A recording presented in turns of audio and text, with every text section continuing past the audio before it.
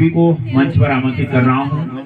इनका पूरा उत्तराखंड ऋणी है, जिन्होंने हमें उत्तराखंड गीत दिया, जिन्होंने हमें आयुष्मान गीत दिया है और जिन्होंने हमें निर्वाचन का गीत दिया है। ऐसे गीतकार, ऐसे कवि और जाने माने संचालक आदरणीय हेमंत बिष्टी जी हमारे बीच में हैं। मैं आपसे निवेदन करूंगा कि अपनी रचना यहाँ पर प्रस्तुत करेंगे आदरणीय हेमंत बिष्टी जी। क्यों और क्या, ये तो हमारा सौभाग्य है। स्वागत है। आप सभी को प्रणाम निवेदित करता हूँ। वरिष्ठतम कवि हैं श्री गोपाल दत्त भट्ट जी, और जब कभी गोपाल दत्त भट्ट जी की कविता पाठ होता था और हम बहुत नए नए लोग हुआ करते थे, तो बड़े फक्र के साथ, गर्व के साथ हम मंच पर जाते थे। और कभी भी हमारी हल्की फुल्की कविताओं को भी आपने उस तरह से नहीं देखा, पीठ थपथपाई। आपके मध्य हम चाहते हैं कि बिल्कुल 100 साल तक इसी तरह हम कविता पढ़ते रहें। आज मैं सोच रहा थी प्रहलाद में गैबी कविता करूं, प्रहलाद को देख के लगलगाहट पड़ गया, कैंसिल हो गया पहला वाला। पत्रकार की शादी मेरी एक बहुत अच्छी कविता हुआ करती थी, दूरदर्शन से आई, चारू भाई साहब को देख के फिर वो भी कैंसिल करनी पड़ गई। और वैज्ञानिकों पर थी, केबीसी फेम के हमारे मोहित जोशी जी हैं, इनको देख करके वो भी डर के हमारे मेरी हालत खराब। अब बिल्कुल नई कविता, अलग कविता, लेकिन नई नहीं तो ये कविता मैंने तब पढ़ी थी जब काका हतरसी जी का वो अंतिम कविता थी 1991 में, उनके साथ मुझे दूरदर्शन पर कविता शेयर करने का मौका मिला। फिर उनका देहांत हुआ तो कई बार वो नेशनल उस पर बजी, तो काफ़ी लोकप्रिय हो गई थी वो कविता। वो आशीर्वाद मुझे प्राप्त है इधर मोहन जोशी जी से लेकर सभी कवियों को मैं समर्पित कर रहा हूँ। बहन सरस्वती आई है, मैं देख रहा हूँ दीपांशु कुंवर यहाँ पे दिखाई दे रहे हैं, जो बहुत अच्छे युवा कवि हैं। अगर अवसर मिलेगा तो वो भी कविता पढ़ेंगे, बहुत लोकप्रिय अच्छे पत्रकार हैं। तो बस बगैर किसी, देखिए अलग अलग एटीट्यूड की बात मैंने कही है। प्रहलाद का एटीट्यूड अलग है, शंकर जोशी जी का अलग है, कोई किसान है, कोई लेखक है, कोई कवि है, कोई डॉक्टर है, कोई चिकित्सक है, कोई मास्टर है, कोई वकील है। तो हर एक के सोचने का तरीका मोहित बिल्कुल अलग हो जाता है। तो वो अलग अलग दृष्टिकोण क्या है मेरी कविता आपके सामने, कि कवि सम्मेलन के संयोजक के लिए कब दिक्कत हो गई, कवि सम्मेलन के संयोजक के लिए एक समस्या पैदा हो गई। कवियों से ज्यादा स्थानीय कवियों की संख्या हो गई, मुझे बुलाया गया। आमंत्रित कवियों से ज्यादा स्थानीय कवियों की संख्या हो गई, मुझे बुलाया गया। समस्या के विषय में बताया गया कि कल के कवि सम्मेलन के लिए केवल एक कवि छांटना है। मैंने देखा अध्यापक, वकील, पत्रकार, पुलिस, न जाने कितने ही कवियों का अंबार लगा है। कवि दरबार नहीं बल्कि मछली बाजार लगा है। मैंने उन कवियों में से एक सुंदर कवियत्री को उठाकर मंच पर खड़ा कर दिया और कहा कि इस कवियत्री पर जो सबसे सुंदर कविता बनाएगा कल के कवि सम्मेलन में स्थान पाएगा। सबसे पहले एक किसान कवि आता है, सुंदरी पे कविता बनाता है। कि सबसे पहले एक किसान कवि आता है, सुंदरी पे कविता बनाता है। खाना खाती ही नहीं हो या खाना खाना मना है, अरे हाथ पांव इतने दुबले जैसे गन्ने का तना है, अरे हाथ पांव इतने दुबले जैसे गन्ने का तना है, आंखें पथराई हुई, त्वचा में कमजोरी के पसीने की नमी है, अरे तुमने तो यूरिया और सुपर फास्फेट की भारी कमी। मैंने कहा कविराज, कविता वो भी सुंदरी पे, फसल पे नहीं। कि तभी एक ट्रैफिक पुलिस का कवि आता है, सुंदरी पे कविता बनाता है कि आप आती हैं तो दिल की लाल बत्ती जल जाती है, कि आप आती हैं तो दिल की लाल बत्ती जल जाती है, आप जाती हैं तो हरी बत्ती खिल जाती है। यानी आशाओं उमंगों के सारे वाहन चले जाते हैं, दिल सोना सोना हो जाता है।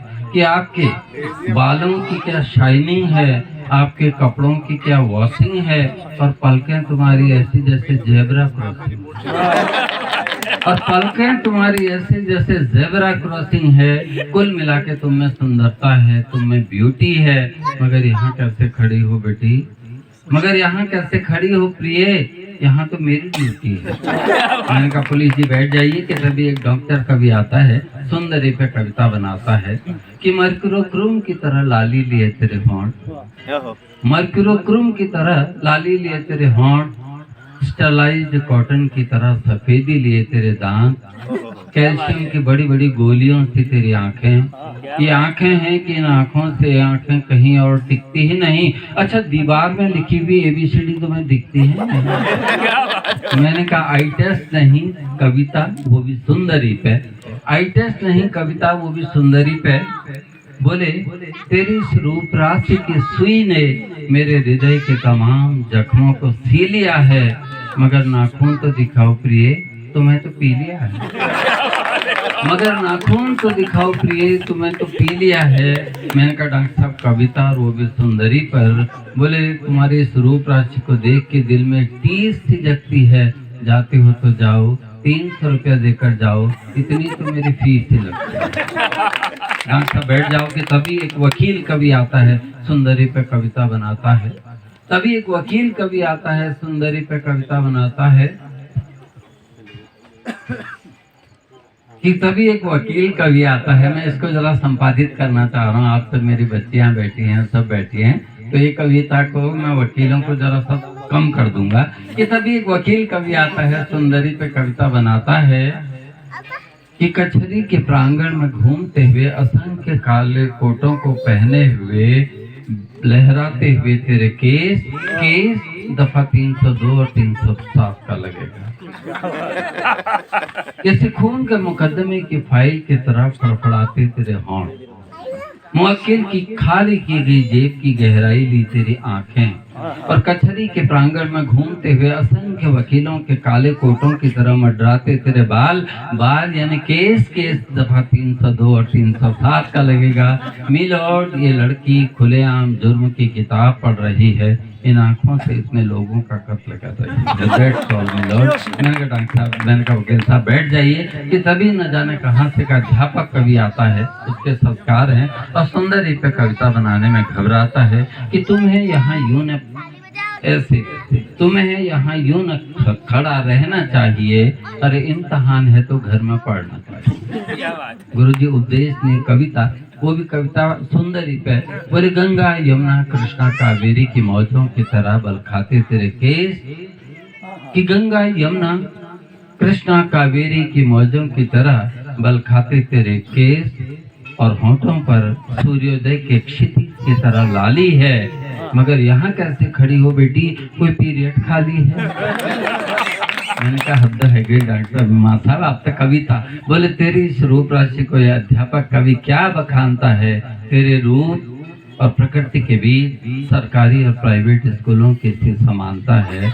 मैंने कहा गुरुजी अब तो बैठ ही जाइए कि तभी उस भीड़ को देख के न जाने कहां से बूढ़ा चला आता है और दूर से ही गुर्राता है कि कहते तो हो कि सभ्यता और संस्कृति में हम सबसे बड़े हैं, लेकिन एक बिटिया को घेरे इतने लोग खड़े हैं। बोलो बेटी यहाँ कैसे आई हो, बोलो बेटी यहाँ कैसे आई हो, क्या समाज के भ्रष्ट भेड़ियों के सताई हो? बोलो बेटी यहाँ कैसे आई हो, क्या पापी पेट की भूख से लाचार हो या उच्च शिक्षा पाने के बाद भी बेरोजगार हो? बोलो बेटी यहाँ कैसे आई हो, बोलो बेटी यहाँ कैसे आई हो, क्या समाज के भ्रष्ट भेड़ियों के सताई हो या दहेज के लोभी ससुरालियों से भगाई हो? बोलो बेटी यहाँ कैसे आई हो। ये समाज कितना ही भ्रष्ट, कितना ही गंदा है, लेकिन तेरा बूढ़ा बाप अभी जिंदा है। मेरे घर चल बेटी, मेरे घर चल। मैंने कहा बाबा आपकी बातों में ही आज के समाज की सच्ची छवि है, इसलिए मैं तो कहता हूँ कि आप ही सच्चे कवि हैं, आप ही सच्चे कवि।